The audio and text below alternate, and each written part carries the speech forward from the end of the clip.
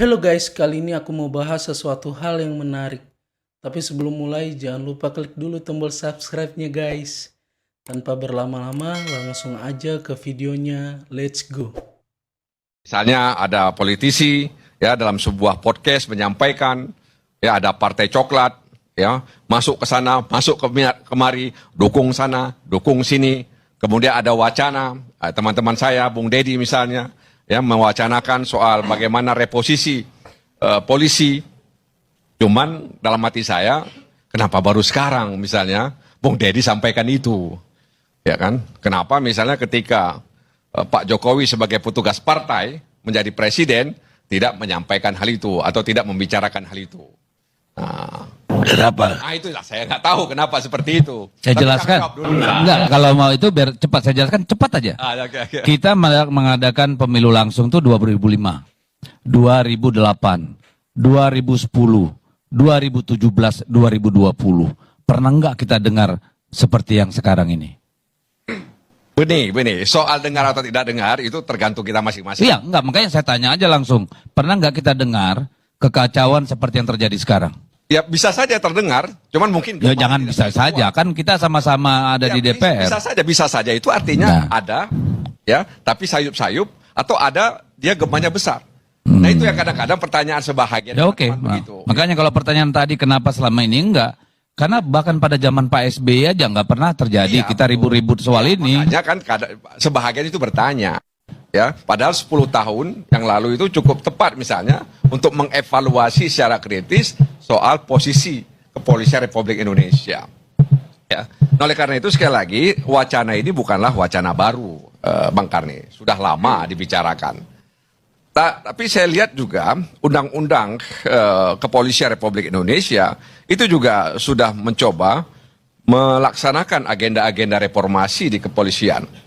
Jadi instrumentalnya berjalan, kemudian strukturalnya berjalan, tapi memang ada soal kultural yang belum berjalan, ya belum selesai hari ini, baik internal maupun eksternal.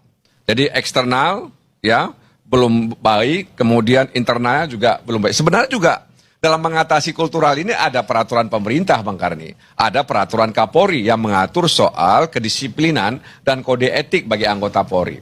Nah, tapi ini kan persoalan kepimpinan. Kalau misalnya Pak Listio Sigit pernah bilang bahwa ikan busuk itu ada di kepala, itu menunjukkan bahwa soal leadership kepemimpinan. Ya. Jadi kepemimpinan ini yang sebenarnya sangat diharapkan untuk memastikan bahwa kepolisian Republik Indonesia itu adalah kepolisian negara. Ya. Kepolisian negara. Ya. Republik Indonesia. Oleh karena itu, Karni, ya, memang hari ini ya kalau polisi ya tergoda dengan kekuasaan, dengan politik, maka mereka bisa diseret-seret. Nah, Pak Tito misalnya punya tagline dulu, promoter, profesional, modern, terpercaya. Ya. Jadi dalam rangka mengembalikan kepercayaan publik kepada institusi kepolisian, maka dia hadirkan itu, profesionalisme, modern dan terpercaya. Jadi, tapi ya memang tidak berjalan dengan baik upaya-upaya itu. Akhirnya hanya menjadi slogan, ya, tidak membumi, ya profesionalnya, modernnya, terpercaya. Ya, jadi sehingga kemudian dalam prakteknya, ya ada ya tindakan-tindakan malpraktek yang dilakukan. Nah, oleh karena itu, Bang Karni, memang kalau saya pribadi, kondisi posisi polisi hari ini, kepolisian Republik Indonesia hari ini sudah tepat di bawah Presiden. Bertanggung jawab kepada Presiden. Presidenlah yang memimpin ya penegakan hukum. Itu ya. Emang kalau kalah itu ikhlas saja.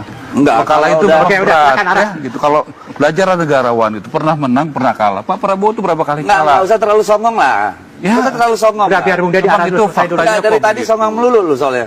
Nggak usah Ya. terlalu songong kita. Memang berat kalah itu. Iya. Udah, Oke, silakan. sabar aja. Ya memang lebih enak jadi kaki tangan oligarki kalau Iya. kita. Oke, berhenti Bung Dedi, biar arah dulu. Kasih. Ya udahlah. Memang berat kalah itu. Nah, ya. jangan terusin lu kayak perempuan. Jangan Lu udah Pak. menteri aja masih kayak perempuan, lu heran. Udah, biar arah dulu. Maaf, saya Marah. gender base ya. Gak apa-apa. Tapi kayak anak kecil.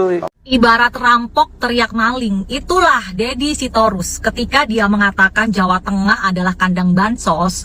Mungkin Deddy Sitorus lupa, Andika membagikan sembako, Ahmad Lutfi juga membagikan sembako. Dan gua yakin gak cuma di Jawa Tengah, hampir semua paslon yang ikut pilkada di 2024 ini di seluruh Indonesia juga melakukan hal yang sama. Gua tidak membenarkan, tapi ini adalah fakta. Fakta ya.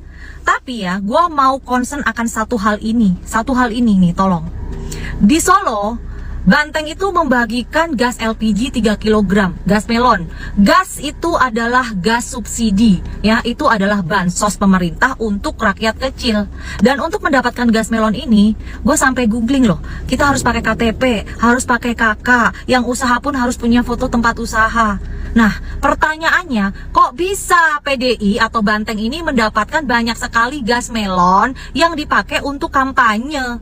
Di saat ya di luar sana banyak yang mengalami kelangkaan gas melon, tapi Banteng bisa mendapatkan banyak sekali untuk dipakai kampanye. Kok bisa? Dari mana? Dari mana nih Banteng mendapatkan gas melon itu? Banteng nggak mau klarifikasi nih dari mana kalian mendapatkan gas melon itu, ya? Dan ini nggak boleh loh, karena ini adalah gas subsidi, ini adalah bansos, gas ini adalah bansos dari pemerintah. Ya, kok bisa Banteng? Ayo, mau klarifikasi nggak tuh Banteng? Wakilkan tuh ke Deddy Sitorus. Atau saya kasih HP ini ke Anda, biar baca. Hah? Biar baca Anda semua nih. Ya enggak, makanya. Dari tadi duduk diskusi, kamu entah kemana pikirannya. Saya ingin menjelaskan tentang bagaimana misalnya kedudukan Polri berada di bawah kementerian. Menurut hasil kajian-kajian akademik yang kami lakukan selama ini, itu berbahaya. Kenapa berbahaya? Karena pertama bisa dibayangkan kalau misalnya Polri, boleh saya dapat kajian Bapak, Pak, untuk saya pelajari, Pak, supaya berubah pikiran saya. Boleh saya dapat kajian Bapak nggak? Boleh nanti. Nanti. Saya minta nomor Bapak, Pak.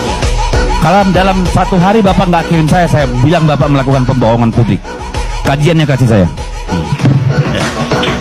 Jangan ngomong-ngomong sama saya, Pak. Saya berikan gambaran. Enggak, jangan gambaran. Kajiannya besok saya tunggu. Kalau enggak, saya akan umumkan pada publik. Anda berbohong depan umum. Jadi begini.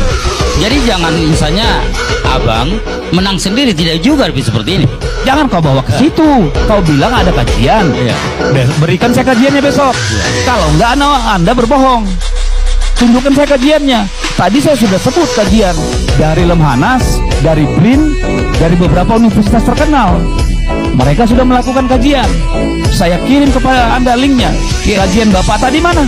Bahwa akan berbahaya. Kan juga dilihat bahwasanya saya nggak bisa bayangkan apabila misalnya Polri di bawah kementerian, kemudian pendapat Bapak pribadi kan, bukan kajian kan? Nanti juga di bawah daerah. Pendapat pribadi kan? Itu bisa terjadi nanti gubernur membawa Kapolda. Ini berbahaya. Kenapa? Yang rawan adalah ini akan terjadi namanya intervensi kepada Polri. Lo memangnya yang sekarang terjadi apa dari zaman Pak Jokowi? Intervensi kan? Apa yang terjadi itu? Bisa buktikan nggak? Bisa lah. Ya, bagaimana membuktikannya? Sudah dilaporkan di Bawaslu, dilaporkan dalam MK. Gimana sih? Bahwa itu tidak bisa diterima sebagai sebentuk itu urusan lain, Pak. Tapi kan tidak asal-ngasal. Gitu loh. Baik.